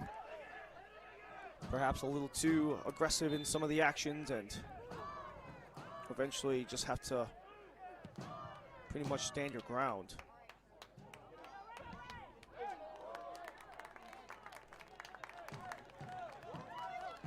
End to end, held off, Jakupovic to throw.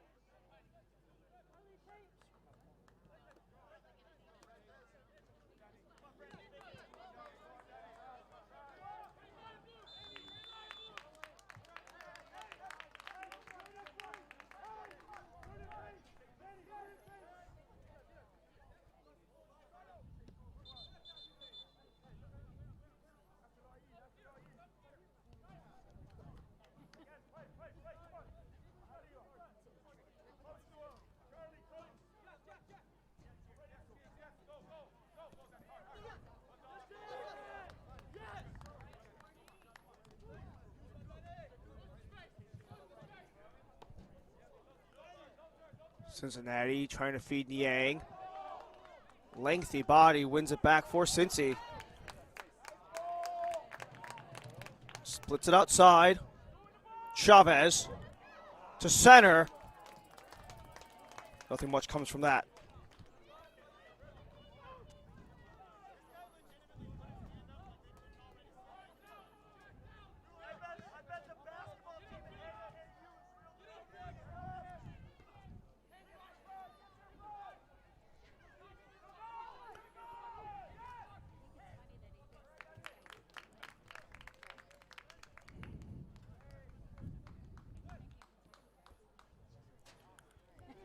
Felix Sampson with the lone goal for FC Cincinnati in the 64th minute. That came off of a scramble play inside of the box on a corner. However, Cincinnati had already amassed the 3-goal deficit from Chattanooga FC in their brilliant performance in the first half. Alex Krell in the opening 5 minutes from Luke Husikiewski. Barker John off of Stevie Louis Jean in the 21st. And Tate Robertson, free kick direct to bring this game to 3. And it's really been Chattanooga peppering Brian Dowd, especially in that first half. Things have cooled down a bit since for CFC, as FC Cincinnati have actually been able to retain some solid possession and really cause some issues at points in this game, especially in this second half. But it could just be part of that lesson that Sammy Castellanos wants to teach his young team, being able to just find ways to improve on the next one and not let those issues really pile up. Just be resilient enough to handle whatever obstacles may come.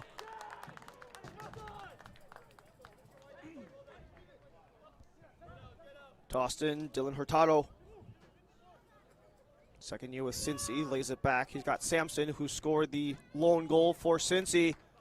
Across, Niang, utilizing the frame to win it back for Cincy. Kiesel. And the man chasing back is Michael Sullivan. Listed as a midfielder, but very much helping out kind of as a pseudo center back as a defensive midfielder is Sullivan. Spent the last couple years with Toronto FC too. 1 year with Toronto to be exact, after a 4-year career with Pitt. Up the gut, Cam Spire. Widens out to Chavez. Chavez eludes the slide, curls it in, headed down. Orejorena was short.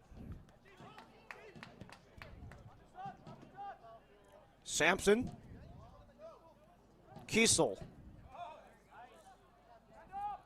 Trying to get free. Luis Jean, the roadblock. Assistance come from Chalop. And eventually comes back towards Jakupovic. 75 minutes in what is still a steamy day in Highland Heights.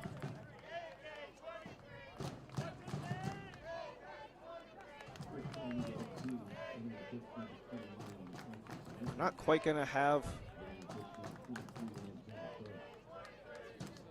anything really different, especially as Francis Amoateng comes in. Amoateng making his MLS Next Pro debut, the 18-year-old from Ghana.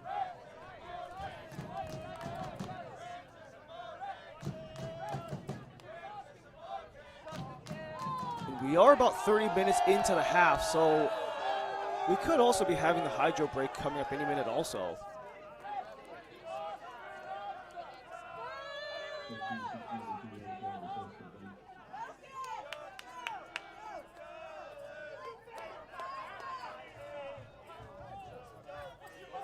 So it looks like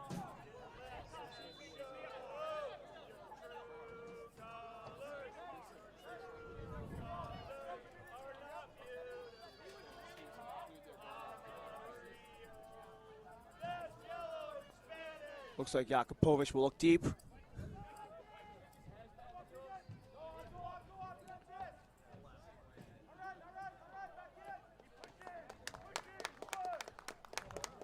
And simply end-to-end for Dowd.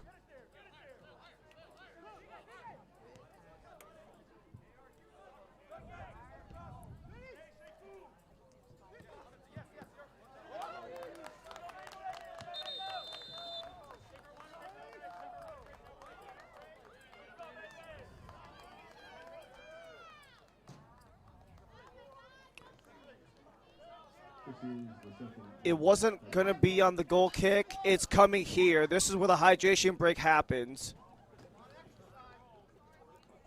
This portion of the match is brought to you by Ohio Cat, the official partner of FC Cincinnati. It looked like the hydro break was going to come on the goal kick, but then they rescinded it and said one more stoppage, and this is where it's going to be. There will be a throw-in right near the center line. For FC Cincinnati 2, they do have a road trip coming up against NYCFC, but keep in mind they're in a stretch throughout all of May and June where they're home for 6 of 9. This is the second road game in that stretch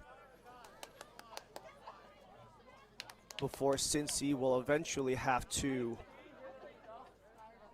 play CT United at the campus of Yale at the end of June.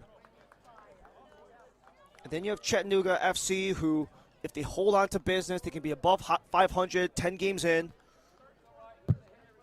which could be really helpful for them.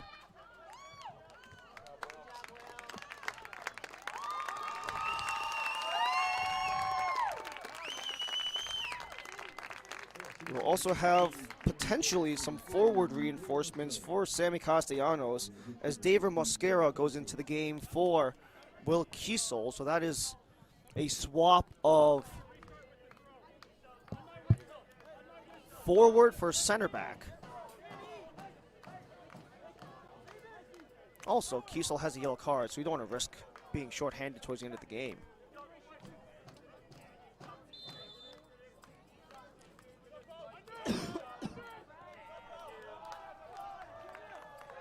David Mosquera, the Colombian, 18 years old, has 20 total games of pro experience between his time with Cincy 2 and his time with Leones in the second division of Colombia's soccer pyramid. Taken back, Harina widens, Mosquera off the bench.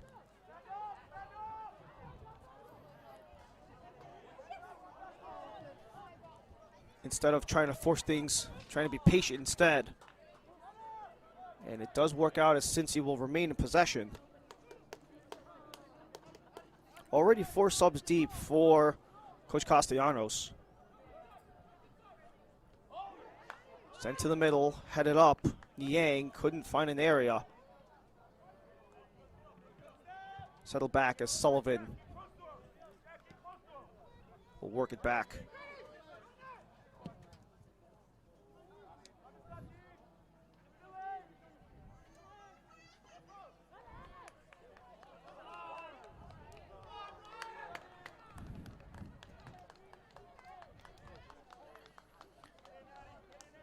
Cincinnati have done a good job disrupting things in the second half so far, getting goal of their own, forcing a couple of corners. Some of the new bodies might have potentially allowed for that.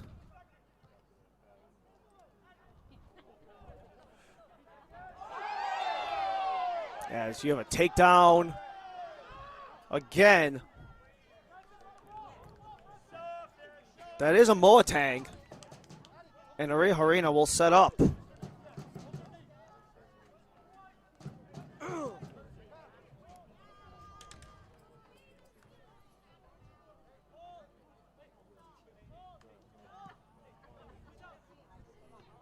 Sent to goal. Niang, the header's blocked. Sorensen sweeps it away. Still with Cincy.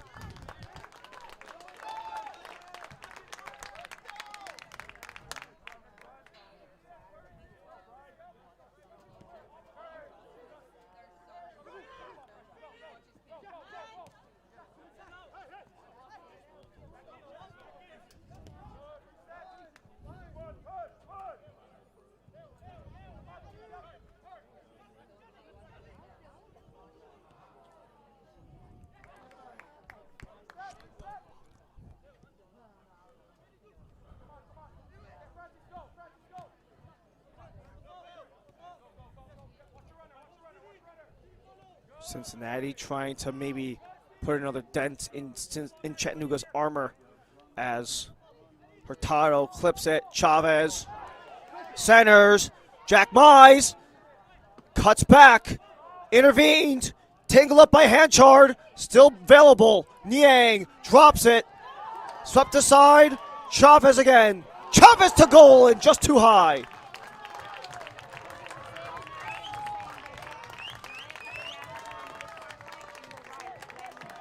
A valiant effort by Ademar Chavez. Hasn't had a goal yet this year, had 2 a season ago.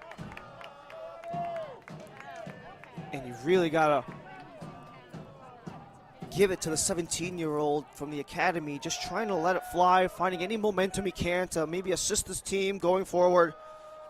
Another prospect who's been really promising for Pat Noonan, considering that he's already gotten a call-up earlier this year to the first team in the 2026 CONCACAF Champions Cup. Scoring a goal in his debut in that tournament, mind you. He was in a second leg. He was in a second leg where Cincinnati pretty much close to had that one signed, sealed, and delivered.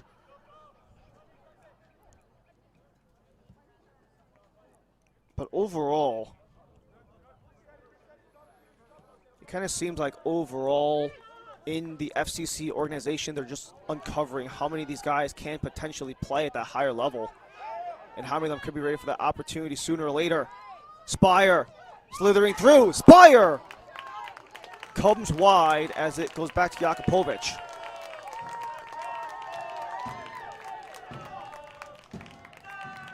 Just the idea of these next pro guys going to MLS or even getting the opportunity to participate with the first team in training. Those little wins can most certainly have a huge impact as they continue to rack up and stack up. Especially with how the ecosystem is in Next Pro. A lot of kids from the academy, sometimes draftees from the NCAA. Versus in Chattanooga's case, you're pretty much exclusively looking for free agents because of the fact that they don't have the draft for these independent clubs. But Chattanooga, once again, building another potential playoff-worthy team. 3 points today would put them above the playoff line. They could potentially tie with Orlando City B at 16 points. As it slid through and retreated back, Yves Chalop. Forcing it down.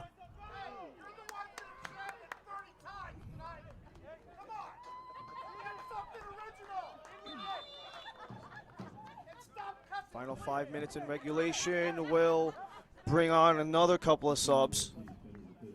One of those will be Daniel Mangarov coming off, as is Matthias Henchard.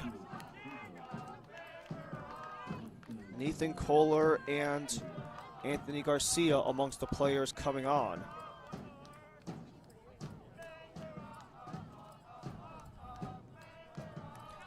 Anthony Garcia, the 22-year-old who spent the last couple years with Austin's organization. He actually played in the youth ranks in Mexico after his college tenure ended at La Sierra.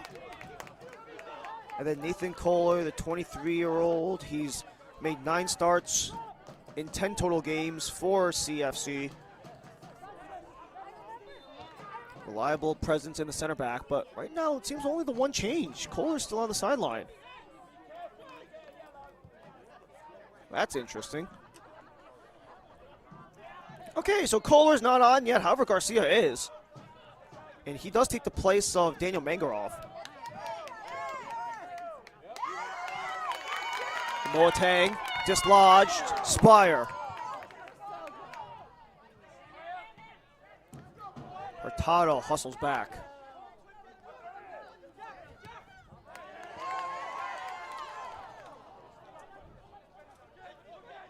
Retreating is Sarsar. Sending it upward. Anselin. Assist to prevent any further progress from Cincy. We are 4 subs deep for both Coach Castellanos and Coach Dixon.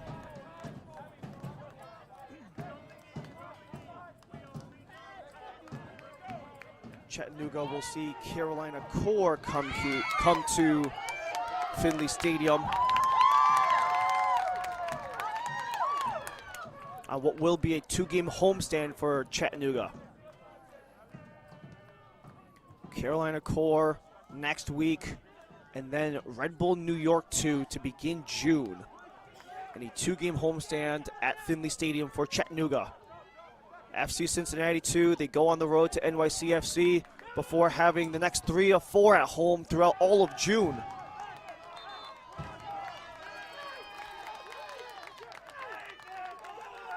Judgment goes against Chattanooga, and this is Will Kohler will make his exit.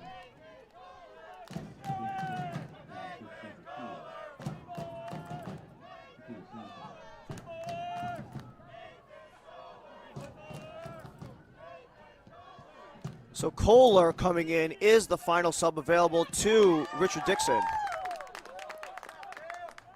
As it flies all the way back towards Michael Sullivan.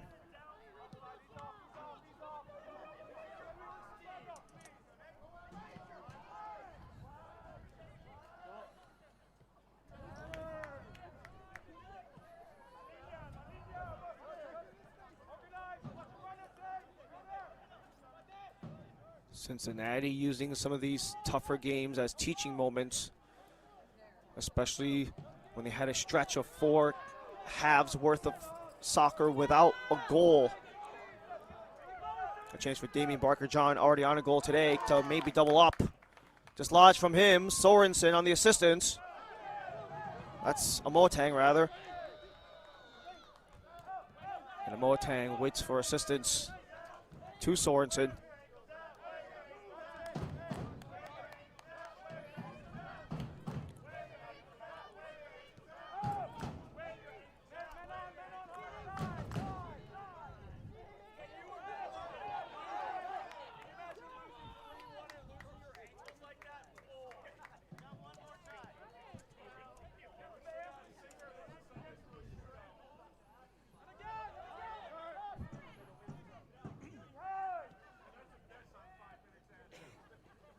In the final minute of the regulation 90.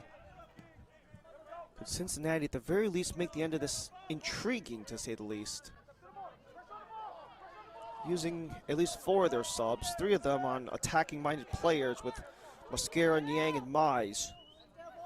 The other one being Camden Spire. He is listed as a defender, but he has jumped up in the play quite a number of times.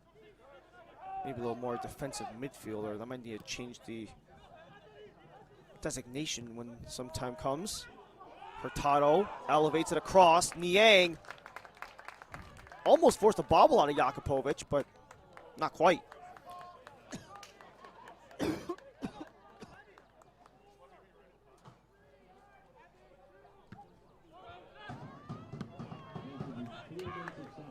Four minutes added up on the board as Gavin DeHart is on the sideline.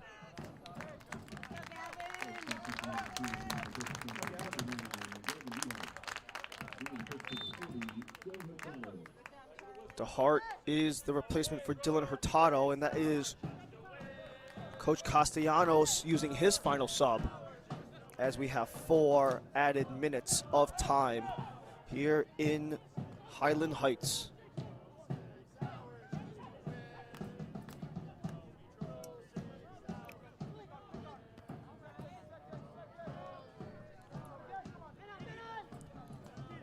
Also for Cincinnati, if you include that 64th minute goal by Felix Sampson, that's actually the first goal that Cincinnati have scored on Chattanooga in regular play.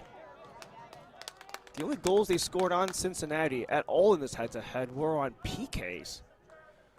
When they played last time out, they drew 0-0. The first time it was Chattanooga winning 3-0. And if all stays the same, it is 3-1 how we stand. Trying to at the very least give some minutes at the very end to the Cincinnati product, Gavin DeHart, who is set to commit to UNC Greensboro in the fall.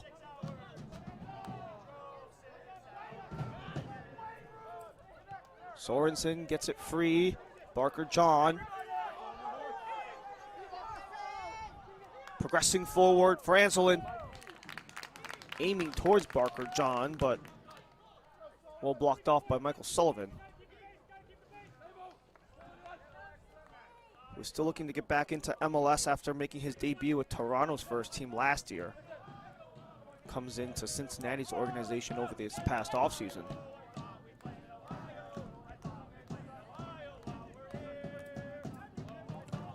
And it's been a tough couple of games for Cincy. Down 3-1 in stoppage time in the second half after losing 4-0 on the road to Huntsville on the midweek.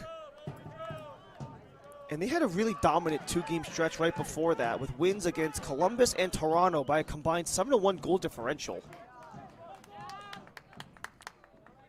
There are more lessons that Coach Castellanos wants to take out of this, especially with his educational background in the NCAA and academy. Just trying to ensure that these guys can really learn how to take those good habits and carry them off going forward.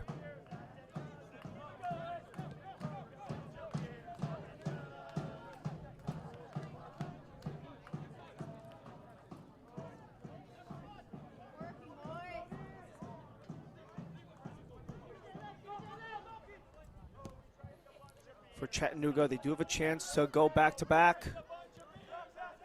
They've only gone back-to-back wins once this year. Assuming all holds, it could be a second. All alone in the area that seemingly looked like it was going to Anselin.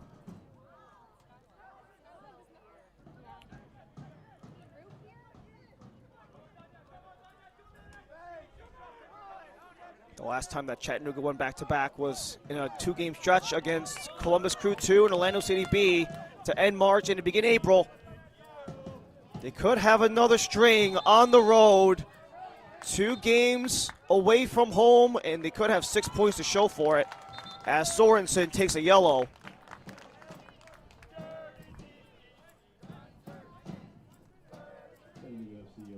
In what is essentially the final minute of play.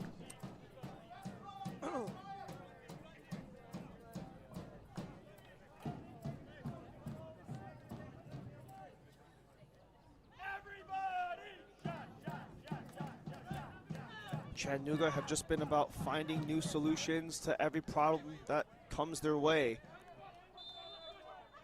When you have a young, hungry team like Cincinnati, one way to beat out those problems is to outscore them. Arena to the center, still in the mix. Spire heads it down, and it's chased away by Chattanooga. As Chattanooga forced Cincy to chase, but it was too much at the end of the day. They hold on to take the 3 points. Lots of valiant efforts across the board. 3 different goal scorers, but the man of the match has been the man who was easily the most threatening of those 3 goal scorers. Damian Barker-John tying a team lead, 4 goals, his first since April. And he was just an absolute banger into the bottom left corner for the ex-Louisville Cardinal. Playing in his 40th game in MLS Next Pro across all of his stops along the way. And Barker-John really putting the team on his back in large stretches of this game. And a game and a win well-deserved for Chattanooga. Don't forget to watch MLS Next Pro all season long at MLSNextPro.com and OneFootball. Signing off here in Highland Heights, Kentucky, Chattanooga beat Cincinnati 3-1 for our entire MLS Next Pro broadcast crew. My name is Ryan Lee. Thank you for joining us. Have a great rest of your night. This copyrighted broadcast of Major League Soccer may not be retransmitted, reproduced, or rebroadcast without the express written consent of Major League Soccer.